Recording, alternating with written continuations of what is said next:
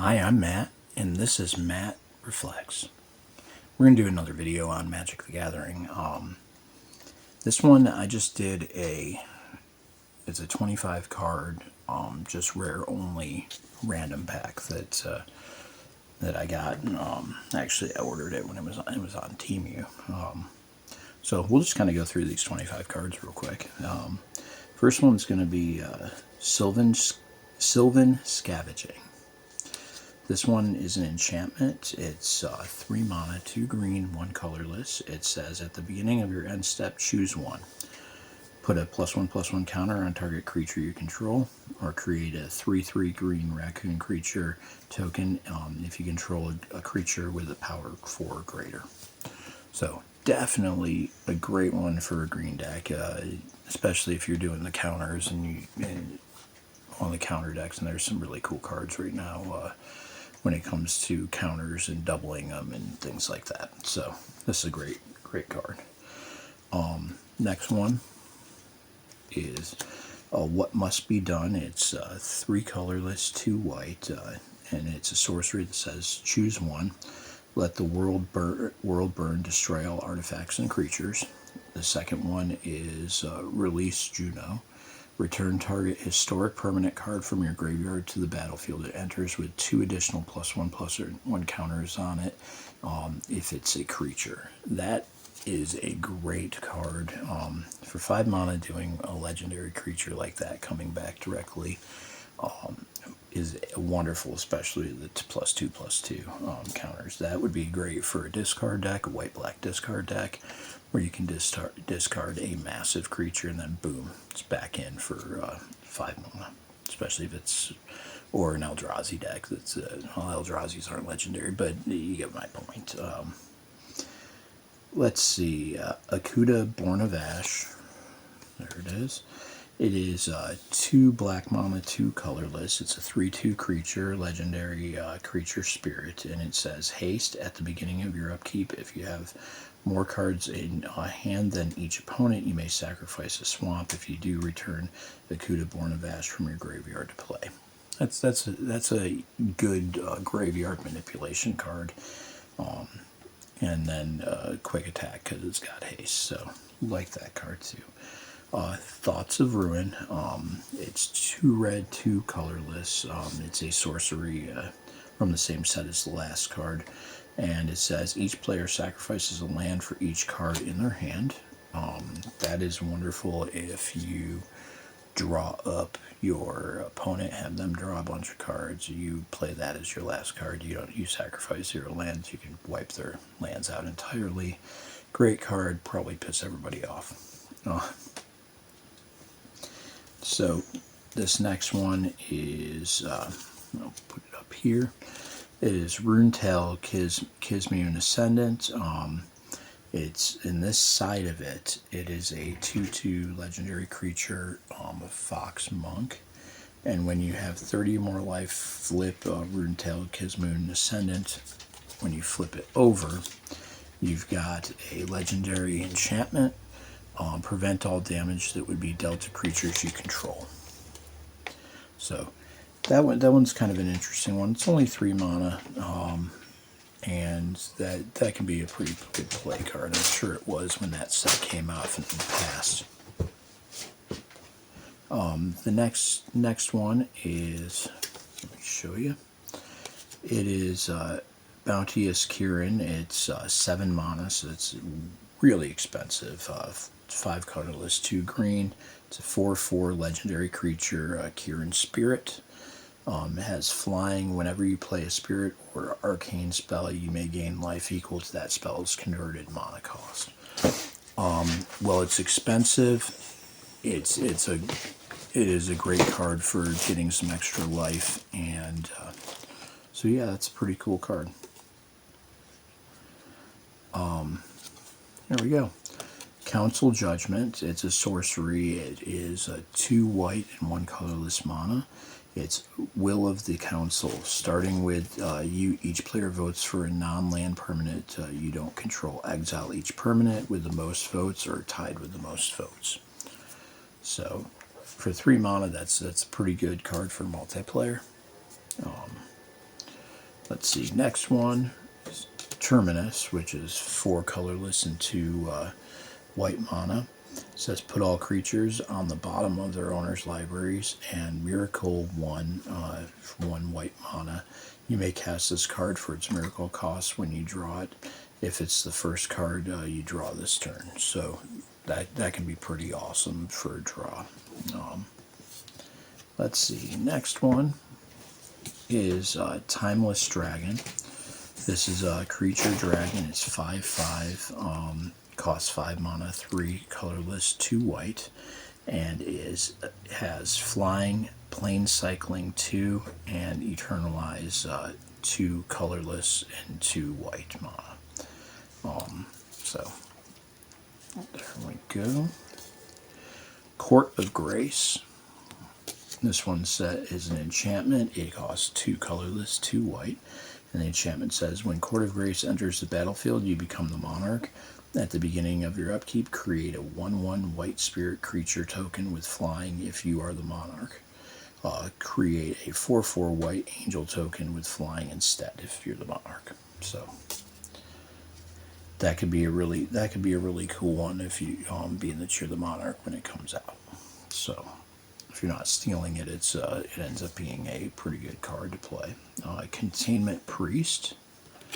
This one says it's a creature human cleric. It's a 2/2, costs 2 mana, 1 colorless, 1 white. Says flash if a non-token creature would enter the battlefield and it wasn't cast, exile it instead. That one can be really great for any one of the graveyard decks, anti-graveyard deck, because yeah, when you're bringing back something from the graveyard, it wasn't cast, it gets exiled. Done. So, old school style disenchant, 2 mana, destroy a target artifact or enchantment, and it's an instant. And this is the purple. If you can see it, it's purple because it was the. I don't know which set that was because I wasn't playing during that time, but it was the one where I think all the rares were purple. Paradox Zone is the next one that we're going to look at. That is a 5 mana enchantment. It's 4 colorless, 1 green. Paradox Zone reads. There we go, dropping stuff on the floor. Paradox Zone reads. Paradox Zone enters the battlefield with a growth counter on it. At the beginning of your end step, double the number of growth counters on Paradox Zone. Then create a 0/0 green and blue fractile creature token. Put X +1/+1 counter S on it, where X is the number of growth counters on Paradox Zone. So it's too expensive. If it was much lower expense cost, then it would be a good card to play. But at 5 mana, it takes a while to get out, and it then takes a while to ramp up to get real value. Next one is going to be Waves of Aggression. It is 5 mana, it's 3 colorless, and then the other 2 mana are either white or red, or any combination of the two. This is a sorcery that says untap all creatures that attack this turn. After this main phase, there is an additional combat phase followed by an additional main phase. And then it has Retrace. Retrace says you may play this card from the graveyard by discarding a land card in addition to paying its other costs. So that's kind of an interesting one to do an extra combat round and an extra main phase. So that's kind of cool. This is a classic card. It's been in quite a few sets. It's Birds of Paradise. It is a 0/1 flying bird for 1 green mana that also has tap to add 1 mana of any color to your mana pool. That's a classic mana dork that was beloved all the way back right to the beginning of this. Loved having my Birds of Paradise. Next one is Chroma Angel of Wrath. This is a very expensive card. It's 8 mana, 5 colorless, and 3 white. This is a Angel Legend and is 6/6, and its state on the card it says flying, first strike, trample, haste, protection from black, protection from red. Attacking doesn't cause a Chroma Angel's Wrath to tap, so it has vigilance as well. It's a powerful card. If you can get it out cheaper, you could probably do one of those white and black discard decks and return it to the battlefield. One of the return cards, it'd be a great way to get that out, and you have one powerhouse of a creature. Here's the next one. It is Graph Digger's Cage. This is an artifact. It's 1 mana, one of those little 1 mana ones. Creature cards can't enter the battlefield from graveyards or libraries. Players can't cast cards in graveyards or libraries. So that eliminates anything that lets you take the card right off the top of the library or use your graveyard. So that's a great one if you want to eliminate graveyard play or direct from the library plays, like search and it automatically comes out. Here's the next one. It is Pithing Needle, 1 mana. This is another artifact that says, as Pithing Needle enters the battlefield, name a card. Activated abilities of sources with the chosen name can't be activated unless they're mana abilities. That's a great way to just eliminate the abilities on an opponent's card, one of their creatures. Next one is Unlicensed Hearse. It's an artifact vehicle, 2 mana, star for its power and toughness. It says exile up to 2 cards from a single graveyard. Unlicensed Hearse power and toughness are equal to the number of cards exiled with it. And crew is 2. So honestly, that is a great way to get rid of your opponent's graveyard. Nice and slowly, use it, exile them every turn. Can devastate a graveyard manipulation deck pretty quickly, especially if you have a couple of those out and you're using them every turn. Next card is Ratchet Bomb. That's 2 mana. And it's an artifact, and it states tap to put a charge counter on Ratchet Bomb, and tap to sacrifice Ratchet Bomb, destroy each non-land permanent with converted mana cost equal to the number of charge counters on Ratchet Bomb. That's a great way to, again, that one can be really good against a red deck where they've got a lot of 1 or 2 mana ultra fast creatures, and you can just get 1 or 2 counters and just bomb out a bunch of their creatures. Here's a classic card that I used to use pretty often back in the old days. It's Winter Moon. It is a artifact that costs 2 mana, 2 colorless. Players can't untap more than 1 non-basic land card during their untap steps. I used to use that pretty heavily in decks with just little 1/1 creatures that I could easily bring out a lot of stuff. I did that way back during the revised era, so I was using a lot of the 1 and 2 mana creatures from Fallen Empires, which sucked. Fallen Empires sucked, but we gotta remember back then, you loved your Savannah line with like an ultimate creature. So the creatures back then were just not the same. So a card like Winter Moon really was great in shutting down people who like to play like heavy expensive creatures, especially your stuff like Nightmare and Siobhan Dragon and some of the stuff back in the early era of Magic. Next one is Celestial Armor, and that is a 3 mana, 1 white, 2 colorless. It's an artifact equipment that states flash, and then the next part is when this equipment enters, attach it to the to target creature you control. That creature gains hexproof and indestructible until end of turn. Equipped creature gains +2/+0 and has flying, and equipped is 3 colorless and 1 white. It's expensive to attach, and well, it does give flying and +2/+0. unless you can move it around easy, it kind of is expensive to add on. But in a red and white cloud deck, that might not be too hard to use. Common card to see used. Solemn Simulacrum. It's a 4 mana color, artifact creature golem. It's 2/2 and it reads, when this creature enters, you may search your library for a basic land card and put that card into the battlefield tapped and shuffle.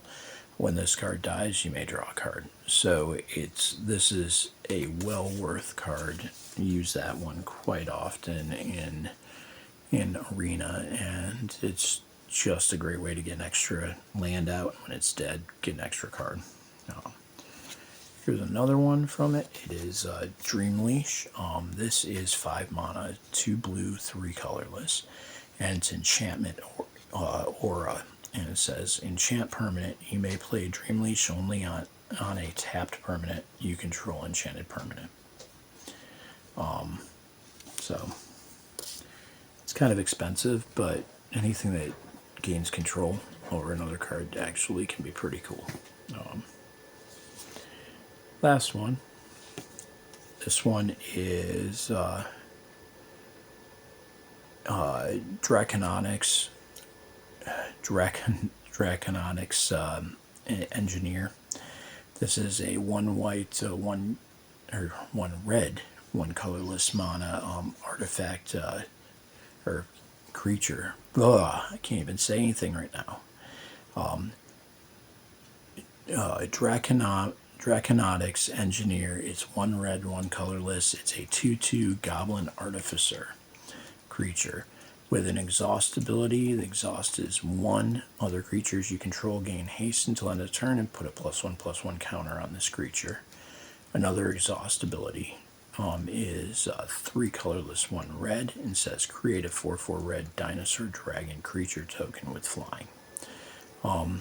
This actually is a real easy card to make use of from the Aether Drift set, and I do like some of the exhaust abilities. Granted, they can only be used once, but they're still kind of a neat card. For 2 mana, you can add the 1 extra, get the +1/+1 counter, and then you do the 4 and get the 4/4 red dinosaur dragon with flying. So that's well worth the casting cost of 2 mana.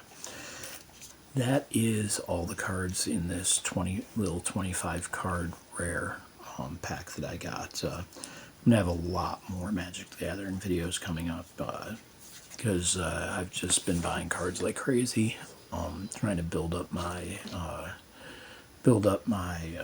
collection and playable cards, and not really worried about specific sets right now, honestly. Just worried about kind of getting a bunch of different things that maybe I can come up with some cool decks. I don't want to use all the big. I'm not buying specific cards right now because I'm not trying to build those masterful decks that everybody tries to build. I'm more about enjoying building just a deck with what I got, trying to find ways to use cards that nobody cares about. Maybe I can find something cool. I don't know. Anyway, I'm Matt, and this is Matt Reflects. Like, subscribe, share the videos. If you're into Magic the Gathering, share all my Magic the Gathering videos. I'm going to hopefully start building some fun decks soon, and may try and, like any of them where I have the cards on Arena, I can probably test play a lot there, but I'll try and test play, maybe even try and do it online somehow with my brother who plays. Anyway, have a good one.